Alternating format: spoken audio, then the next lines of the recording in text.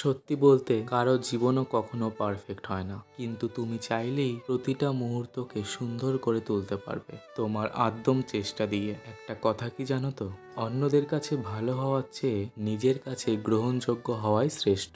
তাই সবার আগে নিজের আত্মমর্যাদা বজায় রাখতে হয়। আজকে সকালে ঘুম থেকে উঠে সবার আগে 10 মিনিট মতো ওই রোদে বসেছিলাম। শীতকালের এই সকালের রোদটা খুব মিষ্টি লাগে আমার। তারপর ফ্রেশ হয়ে চলে গেছিলাম রান্নাঘরে। আজকে ডিম অমলেট করে আলু বেগুন দিয়ে একটু ঝোল করব।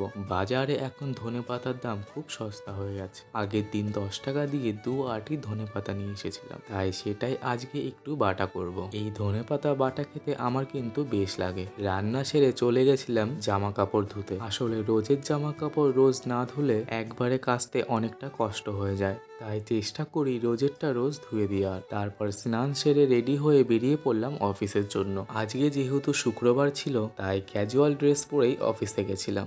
চলো এখন তাহলে আমি আসি, তোমাদের সাথে আবার পরে কথা বলবো। টাটা।